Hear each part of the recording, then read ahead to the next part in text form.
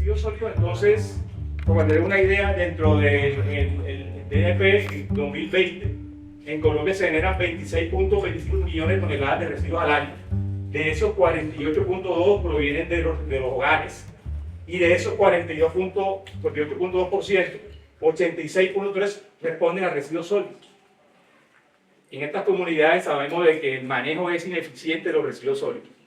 La comunidad lo que hace es desecharlos al lado, a la fuente de agua, al canal, a la humedad, a la ciénaga, y se vuelve un problema ecológico y también obviamente de contaminación de las fuentes de agua y de los pozos de agua, porque el agua que consumen es de pozos profundos.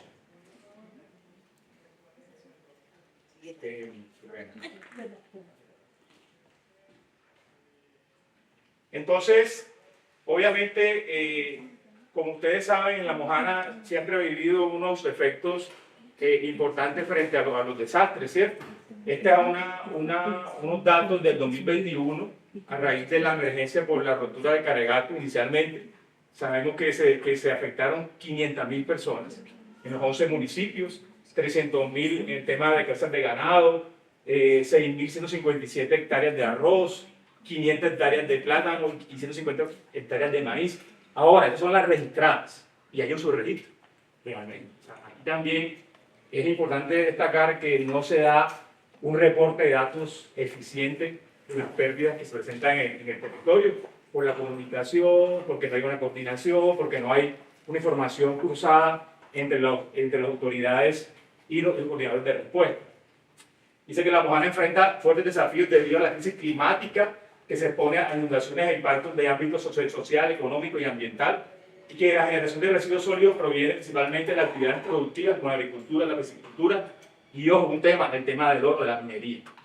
Obviamente estamos hablando también de zonas que se trabaja la explotación minera de forma ilegal y que genera una cantidad de residuos importantes de contaminantes, como el tema del mercurio en la zona. Entonces, ¿cuál fue el objetivo de esta revisión bibliográfica? Pues el objetivo generalmente es propiciar estrategias específicas para abordar la gestión integral de residuos sólidos en comunidades anfibias con enfoque particular en La Mojana. Ahora, como siempre estamos hablando de que es importante desarrollar métricas, ¿cierto? Para poder cuantificar, para poder medir, para poder gestionar, para poder controlar. Entonces se propone un desarrollo de métricas para implementar estrategias climáticas, ¿cierto?, frente al tema de los residuos sólidos, propiciar la participación comunitaria, ¿cierto?, sostenible, y evaluar el impacto del cambio climático frente a las condiciones de La Mojana frente al tema de los manejos de los residuos sólidos. Entonces, en la revisión bibliográfica, ya como entrar en materia rápidamente, se hace una revisión bibliográfica sistémica donde se planifica, se ejecuta la investigación y se hace una síntesis de resultados dependiendo de unas matrices en cuanto a las palabras clave en Scopus para identificar qué tipo de información tenemos en cuanto a investigaciones hablando frente al tema del cambio climático y comunidades anfibias. Luego de esta revisión bibliográfica se utiliza el método de Ghost-Viewer, donde se identifican los principales autores de revistas, líneas de investigación en campo de estudio, encontrándose en un periodo de tiempo 5.900 artículos que hablan un poco relacionados con el tema de vulnerabilidad, adaptación, resiliencia, cambio climático, pero cuando hacemos el análisis más preciso, encontramos que solamente 27 artículos tienen una conexión específica sobre densidad geográfica, disponibilidad, enfoque de vulnerabilidad, resiliencia y adaptación al cambio climático y mitigación. En unas palabras claves importantes dentro de este estudio, al hacer la revisión bibliográfica, obviamente fue el tema del cambio climático, adaptación, agua, resiliencia, vulnerabilidad, contaminación, etc. Son palabras que se hablan mutuamente y se conectan mutuamente para mirar un poco las condiciones ambientales de la zona de La Mojana. Entonces, ¿cuál es la importancia de esta investigación? Es que la adaptación y la vulnerabilidad ante el cambio climático en los territorios anfibios debe, desde una perspectiva multidisciplinar y global, es importante destacar estos estudios y ir trabajándolo porque no existe una información veraz y segura, ¿cierto?, en las bibliografías existentes actuales. la necesidad importante de hacer soluciones alternativas locales que promuevan la investigación y considerar las condiciones culturales, económicas y ambientales de la región. ¿Verdad?